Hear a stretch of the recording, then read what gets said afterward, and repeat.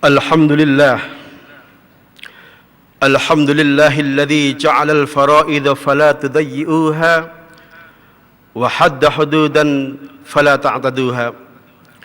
Asyhadu an la ilaha illallah wa asyhadu anna Muhammadan abduhu wa rasuluh.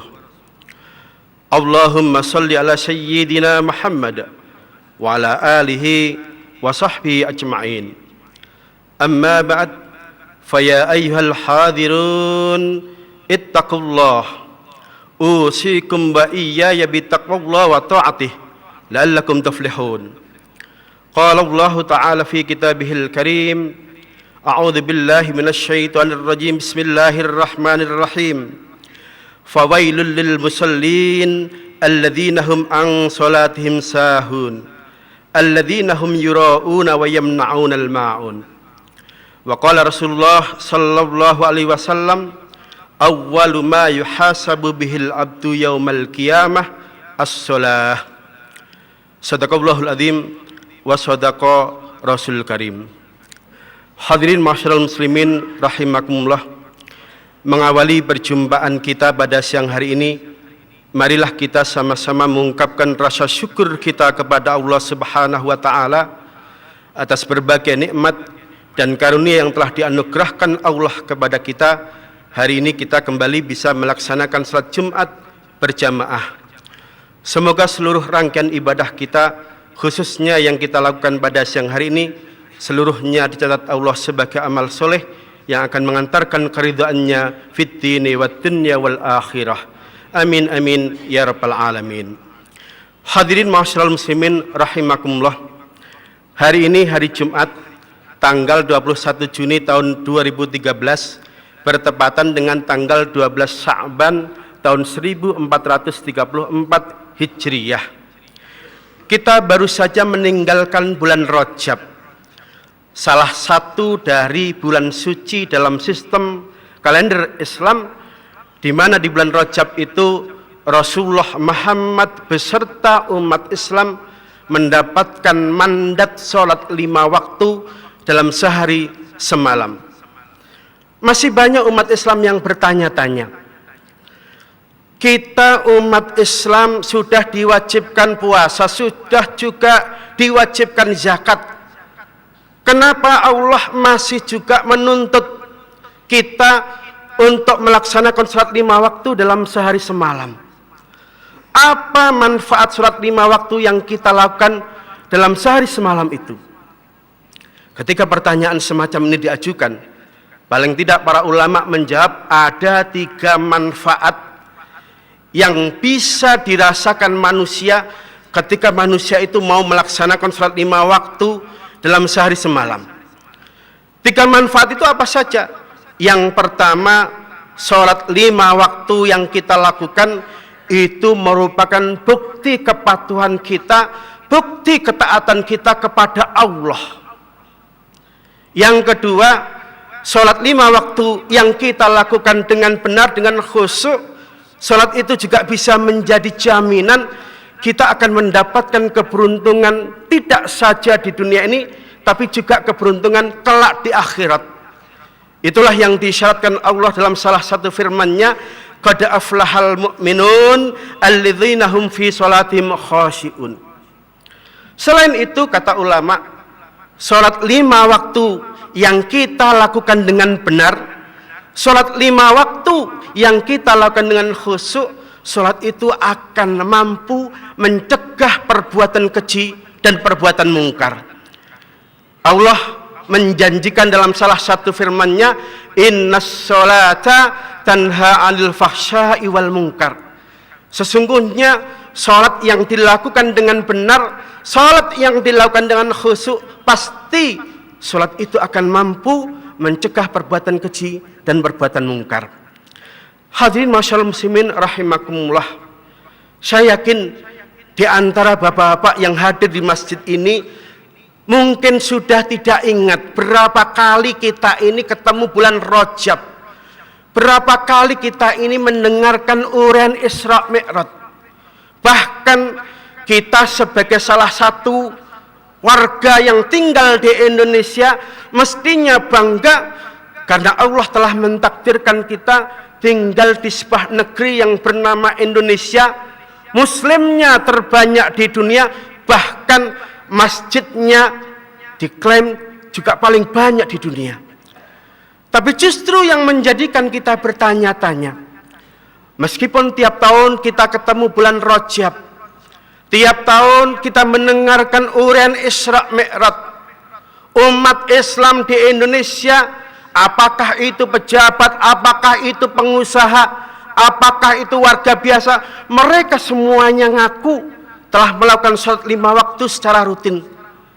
Tetapi pertanyaannya kemudian, mengapa di sebuah negeri di mana setiap peringatan Isra Mi'raj hari kerja diliburkan, warganya mayoritas Islam, masjidnya terbanyak di dunia, pada saat yang sama yang namanya kemungkaran, yang namanya kejahatan, yang namanya kekejian, semuanya angkanya sejajar dengan jumlah umat Islam yang ada di Indonesia. Kita prihatin, katanya masjidnya terbanyak di dunia, katanya tiap tahun mendengarkan uraian Isra Mi'raj, katanya sholat 5 waktu sudah rutin dilakukan. Tapi mengapa di negeri ini angka korupsi ratingnya paling tinggi di dunia?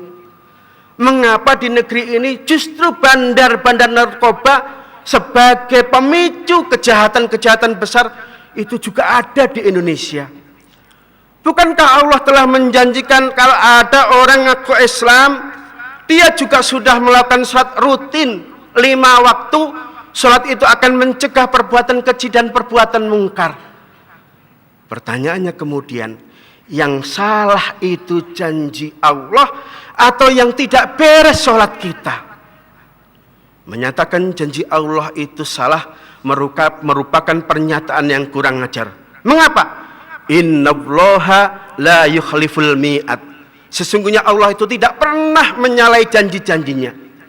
Sehingga kalau umat Islam di Indonesia mereka ngaku sudah sholat secara rutin, pada saat yang sama yang namanya kejahatan, yang namanya kekejian, jumlahnya begitu besar, jelas yang salah bukan janji Allah, tapi yang tidak beres adalah sholat kita.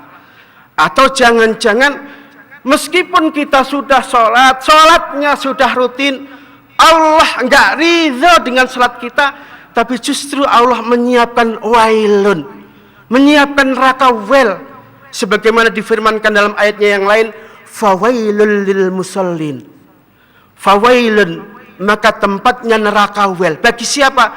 Lil musallin, bagi orang-orang yang sudah rutin sholat. Yang sudah rutin sholat saja Allah masih ngancam dengan neraka wel.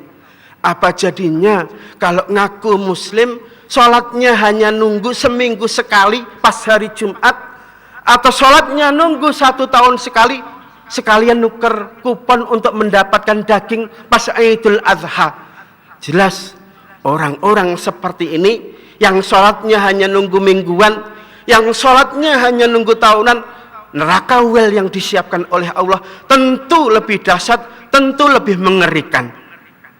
Lantas siapakah orang-orang yang sudah rutin sholat, Allah nggak ridho dengan sholatnya, tapi justru menyiapkan dengan neraka wel? Allah sambung dalam ayat ini, alladzina hum an sholatihim sahun, yaitu orang-orang yang sahun dalam sholatnya. Hadirin ma'asyiral muslimin rahimakumullah. Kata sahun dalam penggalan ayat ini, kalau kita lihat terjemah Al-Quran yang diterbitkan Kota Madinah atau yang diterbitkan oleh Kementerian Agama, sahun ini sering diartikan lalai. Orang sudah rutin sholat, Allah nggak ridho dengan sholatnya, dan justru menyiapkan neraka wel adalah orang yang lalai dalam sholatnya. Padahal kalau kita lihat dalam kitab tafsir yang agak tebal, misalnya dalam tafsir Ibnu Katsir, penggalan kata sahun dalam ayat ini paling tidak maknanya ada 3. Apa itu? Yang pertama, orang sudah rutin sholat, Allah nggak ridho dengan sholatnya, tapi justru menyiapkan dengan neraka wel adalah sahun dalam arti orang itu suka nunda-nunda sholat bukan karena ada uzur yang dibenarkan oleh syariat.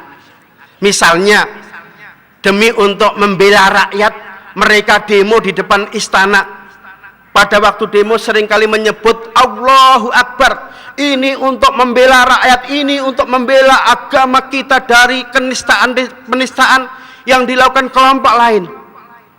Dari Istiqlal, muadzin azan, demonya tidak di-break, masih orasi sampai waktu zuhur habis. Siapapun yang hadir dalam forum demo ini nggak peduli demonya untuk membela Tuhan, nggak peduli demonya untuk membela rakyat. Kalau sampai waktu zuhur habis lewat, mereka semuanya dihukumi sahun. Dapat apa?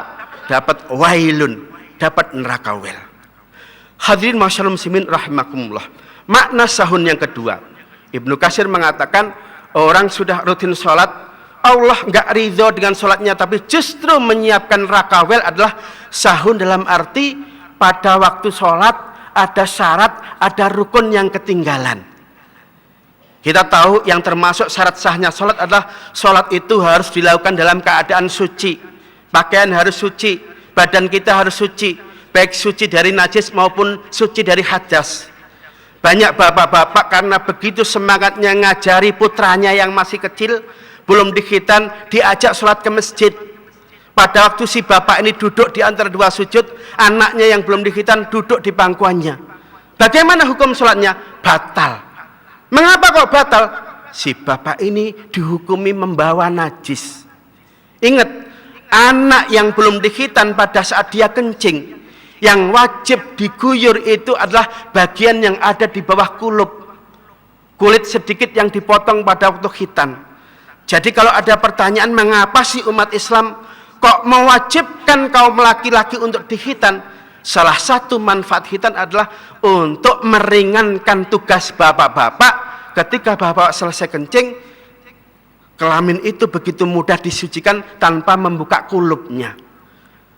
Jadi kalau bapak-bapak begitu semangat membawa putra-putranya ke masjid, belum dikhitan, hati-hati. Jangan sampai si anak yang belum dikhitan itu bergelayutan di tangan kita, atau bahkan duduk di pangkuan kita dalam waktu yang lama. Semuanya itu dihukumi bapak membawa najis. Begitu juga pada waktu sholat. Sholat itu ada rukun, baik rukun qauli, rukun berbentuk ucapan, maupun rukun fi'li berbentuk gerakan.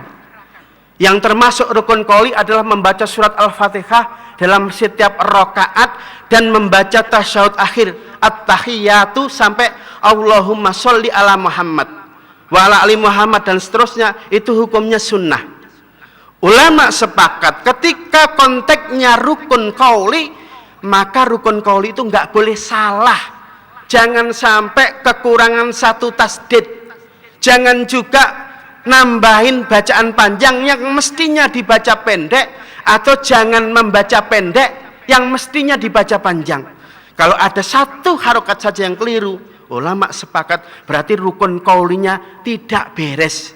Kalau rukun qauli tidak beres, berarti sholat secara keseluruhan tidak dianggap sah. Begitu juga contoh termasuk rukun fi'li, rukun berbentuk gerakan. Pada waktu kita sholat adalah melakukan sujud, dan sujud yang kita lakukan itu ada rukun cabang.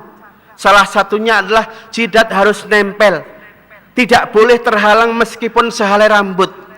Jadi kalau bapak-bapak ke masjid memakai kopiah, itu sebetulnya tujuannya adalah kalau bapak-bapak gondrong, rambut yang ada di kepala nanti tidak mengganggu pada waktu sujud, tidak nutupin jidat kita. Begitu juga pada waktu sujud, jari-jari kaki harus ditekuk, nggak boleh dibiarkan tanpa ditekuk, kecuali ada udzur syar'i, misalnya sakit yang nggak mungkin ditekuk. Ada sebuah pertanyaan, apa bedanya rambut yang menutupi jidat dengan sajadah yang kita pakai? Toh itu pada waktu sujud jidat kita nempel di sajadah. Ulama fikih menjawab, ketika membahas masalah sujud ada bahasan yang disebut mahmul dan ghairu mahmul. Mahmul itu artinya sesuatu yang ngikut badan kita. Kalau kita lari, dia ngikut lari. Misalnya pakai sorban, ini namanya mahmul. Pada waktu sujud kalau dia tidak dilepas, nggak boleh nutupi jidat kita. Sementara sajadah yang nggak nempel dengan badan kita itu namanya ghairu mahmul. Yang ghairu mahmul itu boleh nutupin jidat kita, bahkan bisa menjadi alas